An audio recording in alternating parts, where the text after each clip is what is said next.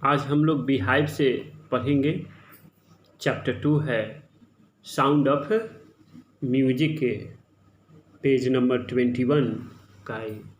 Sound of music, संगीत की ध्वनि, बहुत इंटरेस्टिंग चैप्टर है जिसका हम लोग सेकंड पार्ट देखेंगे। यहाँ पर फर्स्ट पार्ट आप लोग पढ़ चुके हैं। You have already read the first part of this chapter. Now we start from here the second part, the Shahnai of Bismillah Khan, page 21. Here we can see the portrait of some person who are playing musical instruments. कुछ लोगों का आप picture आप देख रहे हैं, तस्वीर। ये लोग वाद्य यंत्र को बजा रहे हैं, जिसके में लास्ट में आप देखें कि बॉटम में on the right side on the last bottom Ustad Bismillah Khan ji playing shehnai. About him we learn in this chapters his biography, उनका एक जीवनी है, इसमें देखेंगे। Do you know these people, क्या आप लोग इन लोगों को जानते हैं? What instrument do they play, कौन से इंस्ट्रूमेंट बजाते हैं? Think of the shehnai and the first thing you will probably imagine is A wedding और ए सिमिलर ओकेजन्स और फंक्शन। थिंक, सोचने पर, शहनाई के बारे में सोचने पर पहली बात जो शायद कल्पना में आएगी वो शादी होगा, ए वेडिंग, शादी के बारे में आता है, या कोई सिमिलर ओकेजन्स और फंक्शन, इसी तरह का कोई दूसरा अवसर या समारोह हो। द नेक्स्ट वुड प्रोबेबली भी उस्ताद बिस्मिल्लाह खान, और इसके बाद जो होंगे बिस्मिल्लाह खान जी संभवतः आएंगे दिमाग में। प्रोबेबली का मतलब संभवतः, पॉसिबली। शहनाई मेस्ट्रो, शहनाई के उस्ताद हैं। मेस्ट्रो का मतलब उस्ताद, one who have a great command over playing musical instrument, उसके लिए मेस्ट्रो शब्द का प्रयोग किया जाता है। उस्ताद हम लोग फारसी में कहते हैं प्लेइंग दिस इंस्ट्रूमेंट, जो इस इंस्ट्रूमेंट को बजा रहे हैं। तो now we start the first paragraph of this chapter.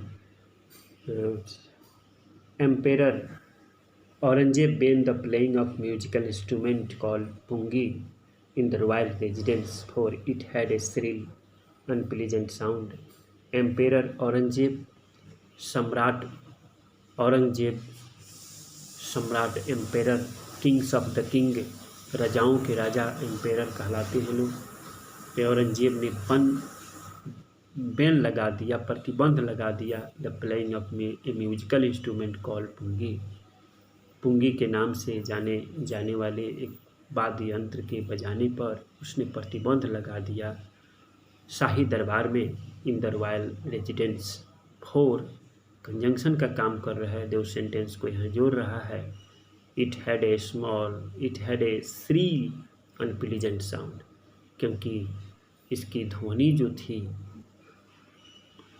बहुत कर्कश, अप्रिय कर्कश ध्वनि थी। श्रील का मतलब कर्कश, बहुत कान को बेच देने वाली, नॉट मेलोडियस, सुरीला नहीं था बल्कि श्रील था, है ना। इसलिए इस पर उन्होंने प्रतिबंध लगा दिया। फोर यहाँ बिकॉज का सेंस ले रहा है, कंजंक्शन का काम कर रहा है। pungi became the generic name for readed noise maker, और इस तरह के जितने भी रीडेड नॉइज मेकर थे, शोरगुल करने वाले, उसका एक जेनरिक नाम हो गया, सामान्य नाम हो गया उस ग्रुप के जितने भी इंस्ट्रूमेंट होते थे। देखिए यहाँ पर जेनरिक नेम्स का मीनिंग लिखा गया है। A name given to a class और ग्रुप एज ए होल, एक ऐसी नाम जो एक वर्ग को दे दी जाती है या उसे समूह के सभी वस्तुओं के लिए एक नाम दे दिया जाता है, व्यक्तियों के लिए उसको जेनरिक नेम कहा जाता है। और रीडेड ए विंड इंस्ट्रूमेंट है जो फूंक करके मुंह से बजाया जाता है, which have read like flute और क्लैरिनेट इट एसेट्रा, जिसमें एक रीड होता है, सरकंडे का होता है, जो बांसुरी के जैसा इसकी आकृति होती है, क्लैरिनेट के जैसा, है ना। तो इस तरह के जितने भी इंस्ट्रूमेंट थे जो नॉइज मेकर हुआ करते थे, जिनका एक जेनरिक नाम pungi दे दिया गया, और उस पर औरंगजेब ने इसके श्रील अनप्लीजेंट साउंड के वजह से उस पर प्रतिबंध लगा दिया।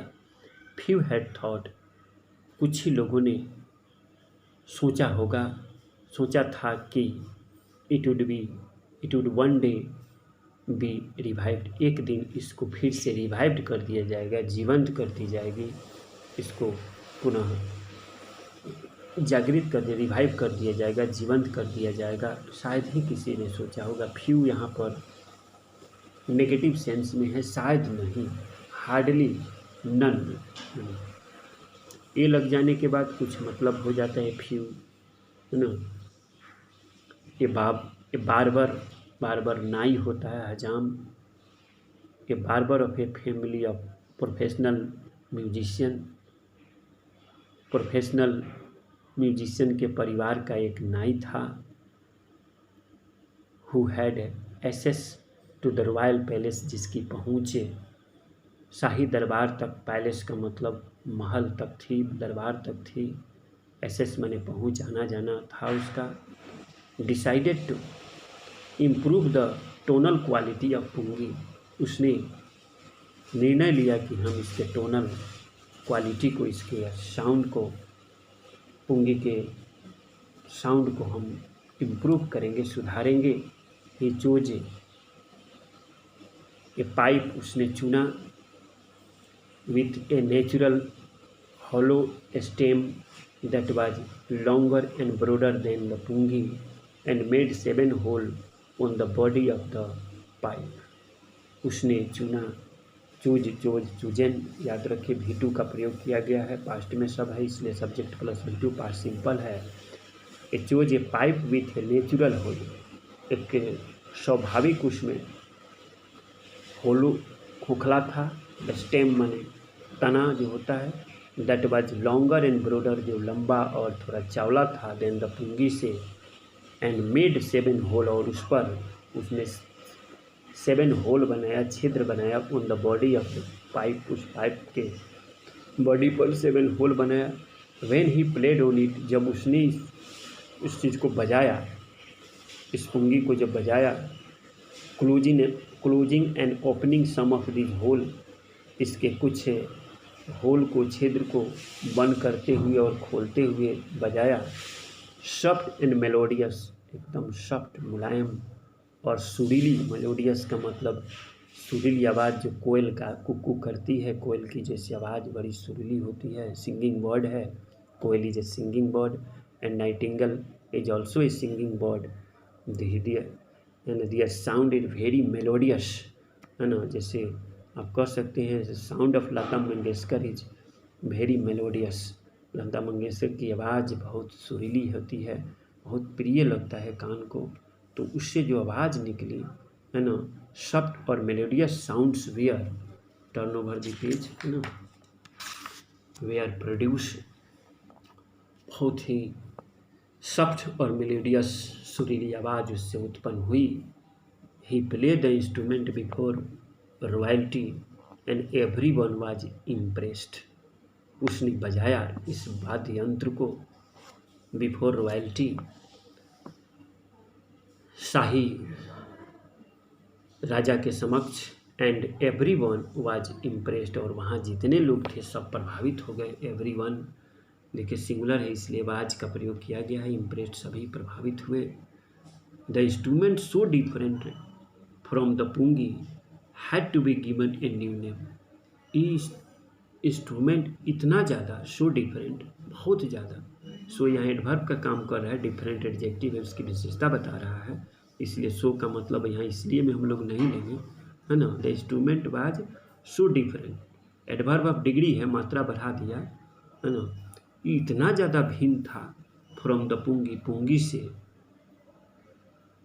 Instrument had to be given a new name, the instrument को एक नया नाम देना पड़ा। The instrument so different from the pungi had to be given a new name, तो उसका एक नया नाम देना पड़ा।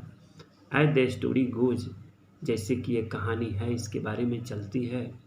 Since it was first play, since का मतलब चूँकि, है ना, it was first played in the Shah chamber, Shah मने राजा के, शाही के दरबार में, चेम्बर में, उसके रूम में बजाया गया and was played by a नाई, नाई माने बार्बर, हजाम के द्वारा बजाया गया। पैसिव का स्ट्रक्चर है, देखिए कितना अच्छा पैसिव का प्रयोग हुआ है।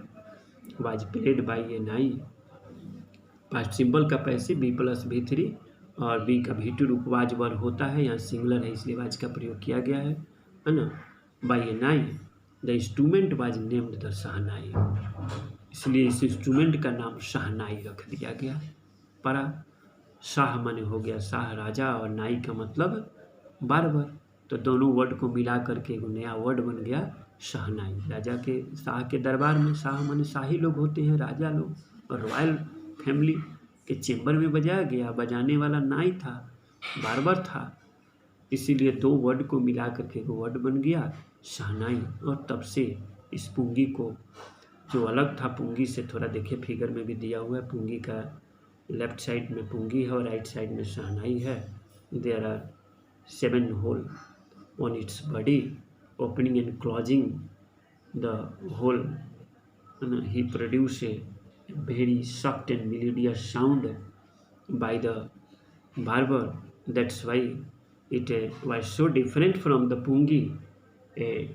Had to given a new name. इसका एक नया नाम देना पड़ गया और राजा के दरबार में बजाया गया, शाही के चैम्बर में बजाई गई, शाह के चैम्बर में, और बजाने वाला है ना this it was played by a nai. That's why Shah and nai became a compound word as a shehnai. Here you can see, है ना।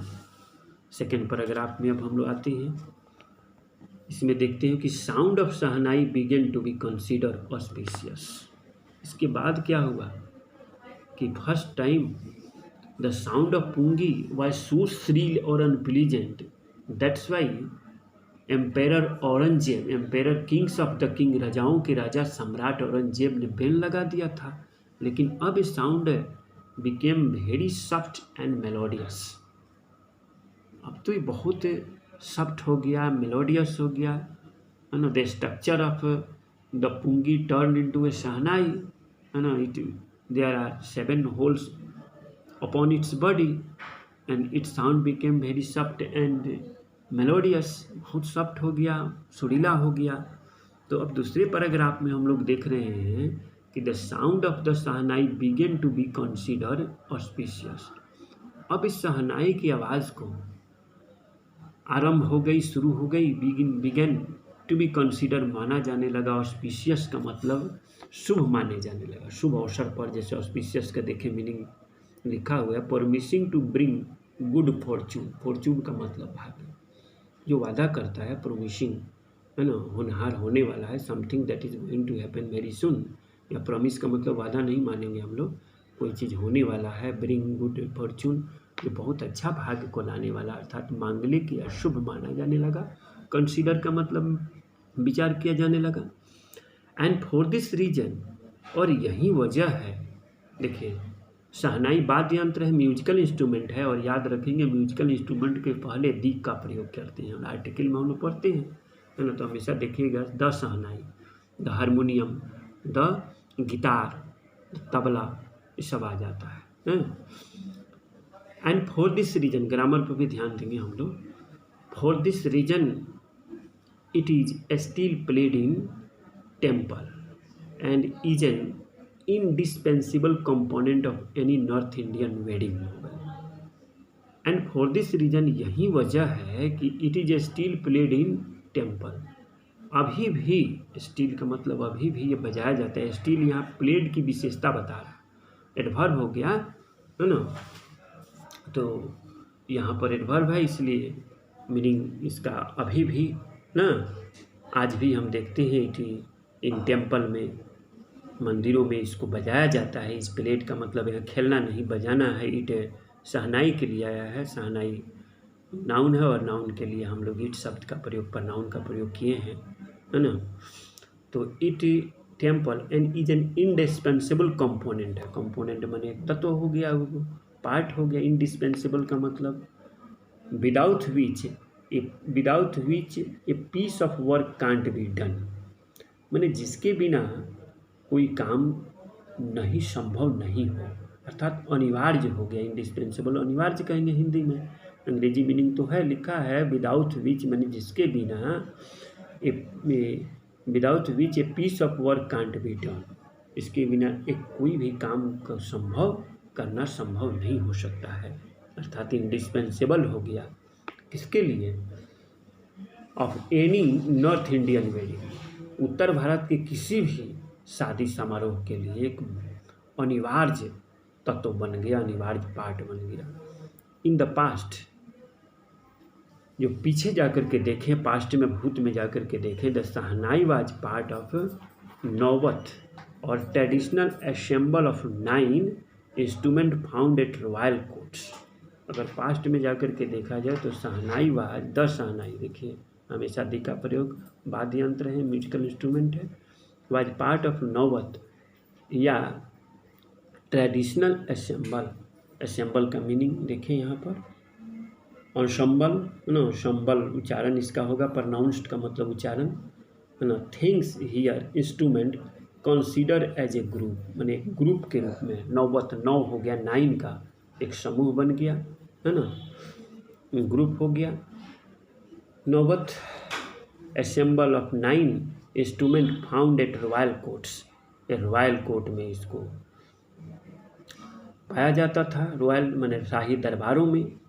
इट टिल रिसेंटली, हाल तक यदि हम लोग देखें, टिल रिसेंटली अभी तक, it was used only in temple and weddings, हाल के दिनों तक अगर हम देखें तो यह मात्र मंदिरों में और शादी विवाह में ही यूज किए जाते थे। The credit for bringing this instrument on to the classical stage goes to Ustad Bismillah Khan, लेकिन इसका श्रेय जो होता है टू फॉर ब्रिंगिंग, फॉर है, प्रीपोजिशन है, और प्रीपोजिशन के बाद अगर वर्ब आएगा तो आईएनजी फॉर्म लेकर के आएगा, हमेशा देखिएगा आप लोग कहीं भी इस चैप्टर में हम लोग देखेंगे। ये स्ट्रक्चर है, बहुत इंपॉर्टेंट ग्रामेटिकल स्ट्रक्चर है, ये नोट आउट कीजिए है ना। Noting this important point of grammar here, for preposition का काम कर रहा है और इसके जस्ट बाद में वर्ब आ रहा है, इसलिए ब्रिंग का क्या हो गया है, ब्रिंगिंग हो गया है। The credit for bringing this instrument on to the classical stage, इस वाद्य यंत्र को लाने में, on to the classical stage, एक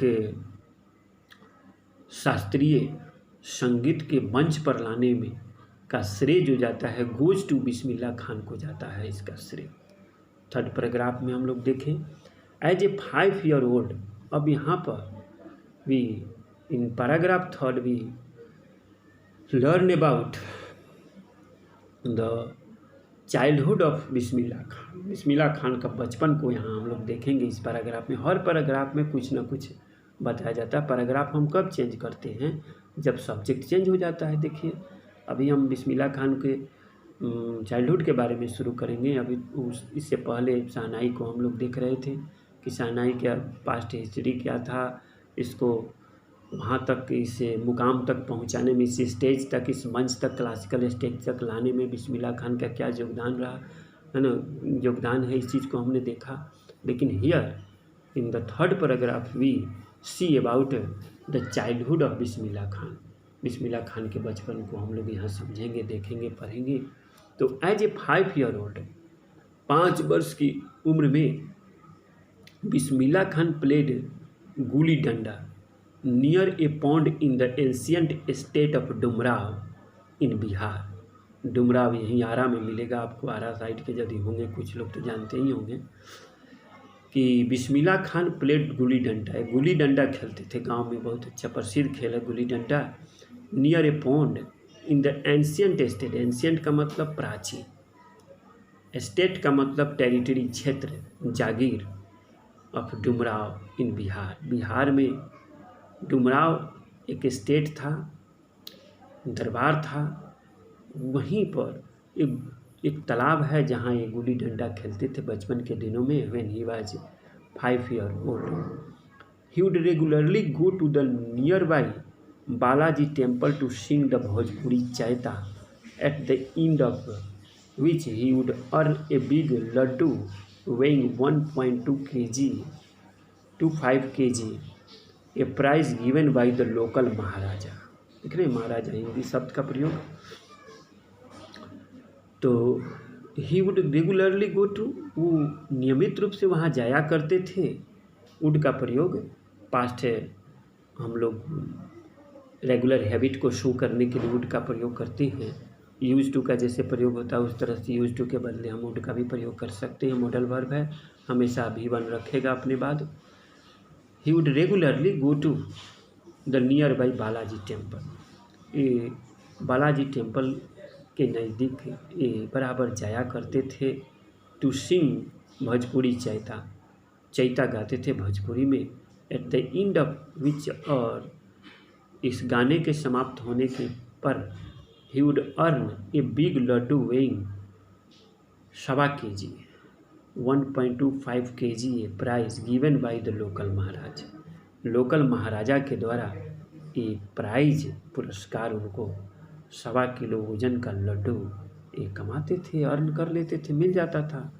दिस हैपेंड 80 ईयर एगो, ये घटना 80 साल पहले की है। हैपेंड पास्ट में है। And the little boy has travel far to earn the highest civilian award in India, the Bharat Ratna. That is, ये लड़का छोटा बच्चा the little boy has travel, इसने यात्रा किया, फार टू बहुत दूर, to earn the highest civilian award, 1.25 kilo का अड्डू अर्न करने वाला सर्वोच्च नागरिक सम्मान भारत में जो मिलता है, भारत रत्न को प्राप्त किया। इतनी दूर की यात्रा इन्होंने तय किया from a small village to Rashtrapati Bhavan, where he was conferred the highest civilian award Bharat Ratna due to his contribution in the field of shehnai के क्षेत्र में योगदान के लिए, कंट्रीब्यूशन के लिए इनको इस देश के सर्वोच्च नागरिक सम्मान से इनको नवाजा गया। चैप्टर हम लोग में पैराग्राफ 4 को अब देखते हैं, यहाँ से कुछ टर्न लेगा। बॉर्न ऑन 21 मार्च 1916, 21 मार्च 1960 को पैदा लिए। Bismillah belong to a well known family of musician from Bihar. Bismillah Khan आते हैं, वेल नोन माने फेमस, प्रसिद्ध संगीतकार के घर से, जो बिहार से आते हैं।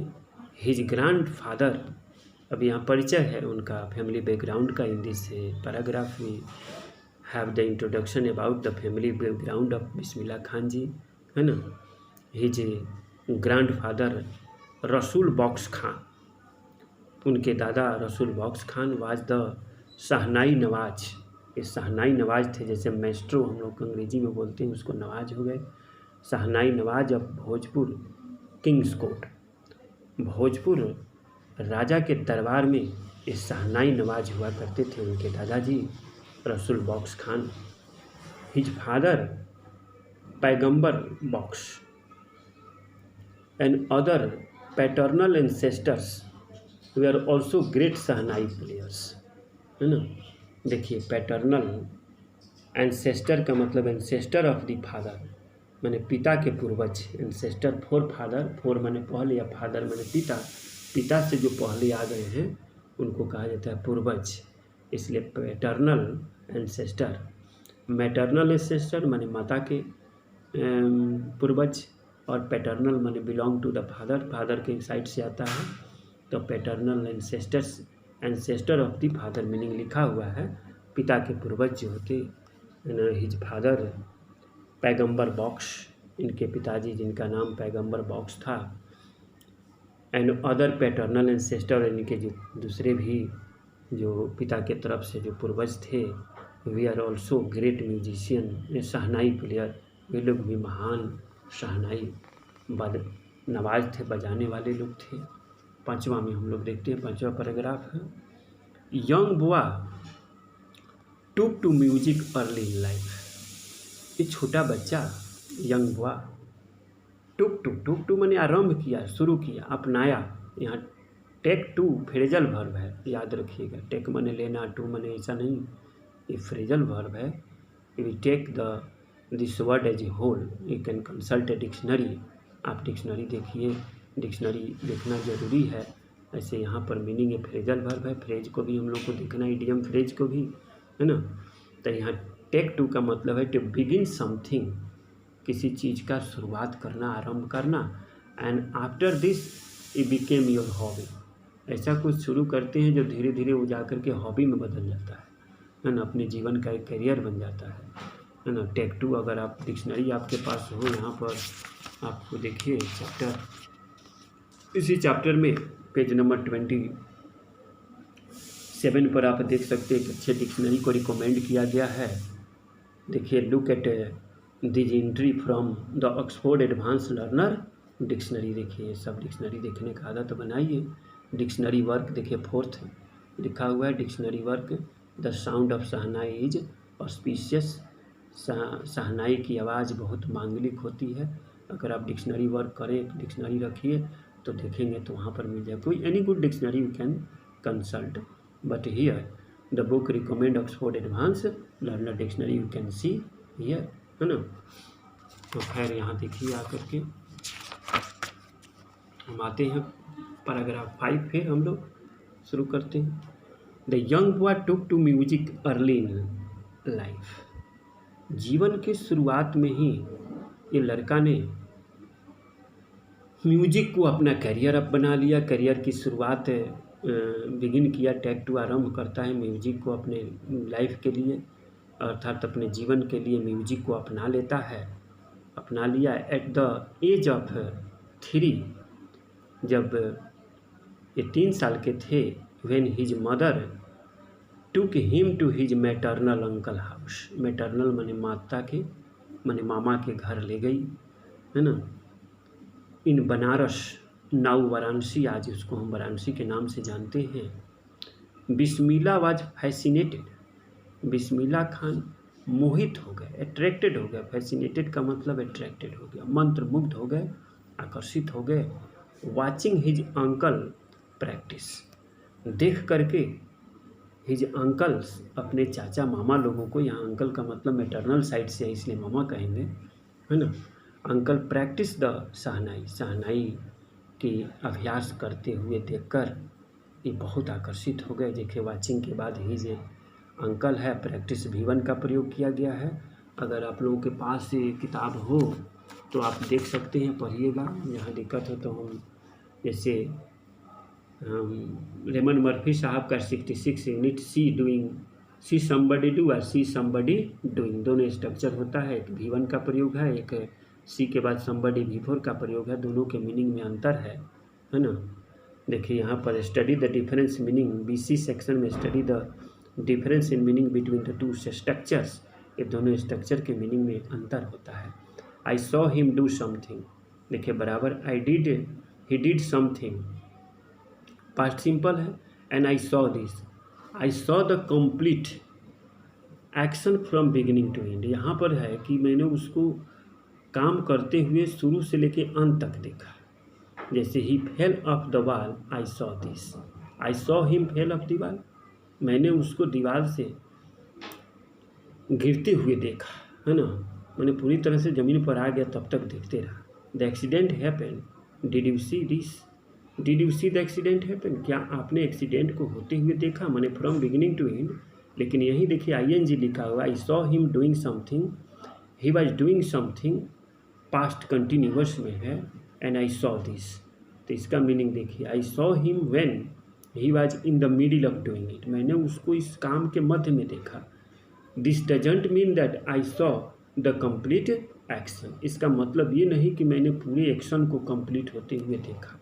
अगर इस तरह के स्ट्रक्चर के बाद हम लोग देख रहे हैं, देखिए सी समबडी डूइंग, सी के बाद हम समबडी लिखे हैं, V1 का प्रयोग, इन्फिनिटी का प्रयोग किए हैं, तो इसमें ये होता है कि फ्रॉम बिगिनिंग टू एंड, पूरे काम को हमने शुरू से अंत तक देखा। इसमें है सी समबडी डूइंग, अगर सी के बाद हम समबडी लिख रहे हैं, ऐसे बहुत सारे और भी वर्ब हैं, आप देखेंगे, है ना, मिलेगा आपको इस चैप्टर में, इस यूनिट में आप देखिएगा, इस चैप्टर में भी कुछ मिलेगा, अभी और भी मिलेगा हम लोगों को।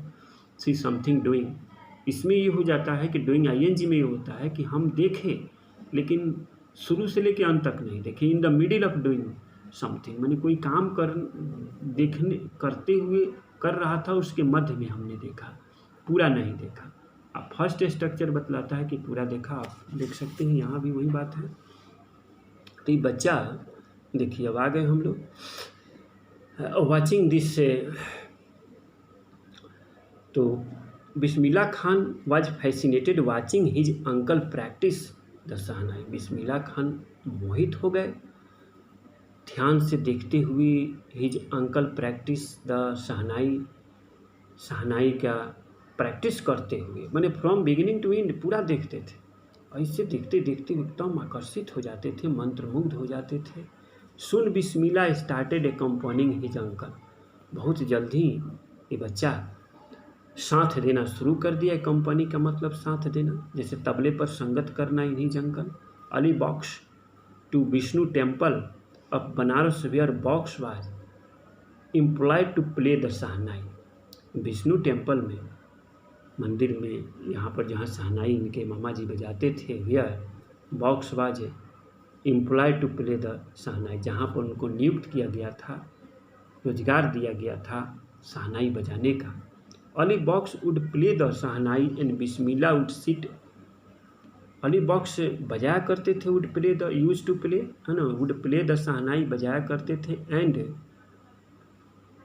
बिस्मिल्ला would sit captivated for hour on end. देखिए ओन इंड का मतलब for a very long time without stopping, लंबे समय तक बिना रुके एकदम वो देखते रहते थे, है ना।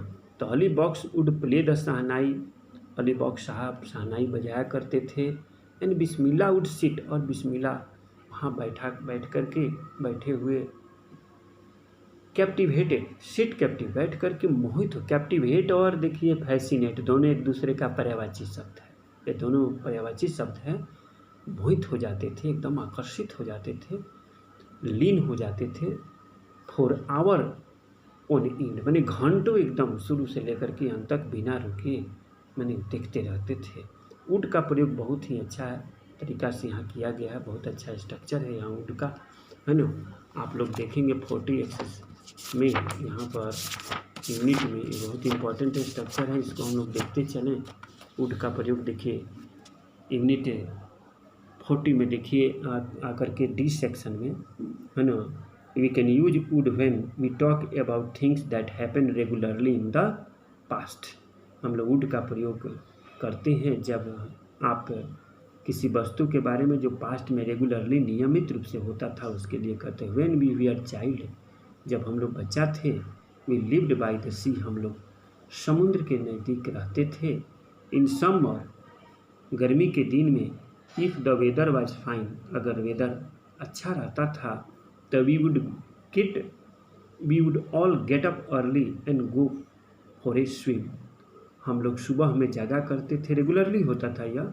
वुड का मतलब यहाँ विल का वुड मत समझ लीजिएगा, है ना, फ्यूचर की तरफ नहीं, बल्कि पास्ट में कोई काम रेगुलरली होता था उसके लिए यूज हो रहा है। Would all get up early and go for a swim, हम लोग सुबह में जग जाते थे और जाया करते थे। वी डिड दिस रेगुलरली, हम लोग इस चीज़ को नियमित रूप से करते थे। When ever Arthur was angry, जब कभी भी आर्थर गुस्सा जाते थे, he would walk out of the room, वो रूम से बाहर चला जाया करते थे, चला जाया करते थे, रेगुलरली होता था। With this meaning would is similar to use to see unit 18 में आप देख सकते हैं इसी में, और अगर एलिमेंट्री हो तो आप 25 यूनिट में देखिएगा। और वुड और यूज टू यहाँ एक सिमिलर मीनिंग रखता है। Whenever author was angry he use to walk out of the room, दोनों एक दूसरे का सिमिलर यहाँ मीनिंग रखता है। Regularly happened in the past में, बहुत इंपॉर्टेंट स्ट्रक्चर है, इसलिए आप लोग इस पर ध्यान देंगे, बार बार आएगा, है ना, इस किताब में भी। और आप बिहाइव पढ़िएगा या मोमेंट पढ़िएगा, या आगे हम लोग फर्स्ट फ्लाइट 10th क्लास में भी जाएंगे, हमेशा आएगा। ग्रामर का स्ट्रक्चर है, ध्यान देना होगा हम लोग को, है ना। Would sit practising throughout the day. For year to come the temple of Balaji and Mangala Maiya and the bank of the Ganga became the young apprentice favourite haunt. For year माने वर्ष गुजरते गए, टू कम आना चलता रहा, the temple of the Balaji का ये मंदिर और मंगला मैया का जो था मंदिर, and the bank of the Ganga, और गंगा के किनारे बिकेम द यंग अप्रेंटिस, एक बचपन अप्रेंटिस मैंने नौसिखुआ जो अभी अभी सीख रहा है। फेवरेट हॉन्ट, उनके लिए हॉन्ट का मतलब अड्डा हो गया, मैंने जो वहाँ बार बार आदमी आता है। Where he would practise the in solitude, solitude का मतलब एकांत में आकर के, लॉनली एकांत में आकर के प्रैक्टिस करते थे, है ना। The flowing waters of the Ganga, Ganga की जो बहती हुई धाराएं, देखिए वाटर में एस लगा हुआ है, यहाँ धारा शब्द का प्रयोग हो गया, बहती हुई धारा, फ्लोइंग एडजेक्टिव हो गया। The flowing water of the Ganga inspired him, इनको प्रेरित किया। टू इम्प्रोवाइज, इम्प्रोवाइज का मतलब हो गया डेवलप करना, है ना, तो नया चीज़ क्रिएट कर देना, है ना, क्रिएट करना। And invent ragas that were earlier considered to be beyond the range of the shehnai, जिसको पहले लोग मानते थे कि ये शहनाई के क्षेत्र से, रेंज से आगे का चीज़ है, लेकिन गंगा जी की जलधारा ने इनको प्रेरित किया एक नए राग को इम्प्रोवाइज़ करने में, क्रिएट करने में, खोज, इन्वेंट, खोज करने में। दैट वेयर, दैट किसके लिए है, राग के लिए आया है, इसलिए दैट राग यहाँ प्लुरल है, इसलिए दैट के बाद वर का प्रयोग किए हम लोग। ये हम लोग पढ़ेंगे, ये रिलेटिव क्लॉज है। Earlier consider to be beyond the raga of the shehnai, जो शहनाई के राग से बहुत आगे माना जाता था, है ना। थैंक्स, यही कर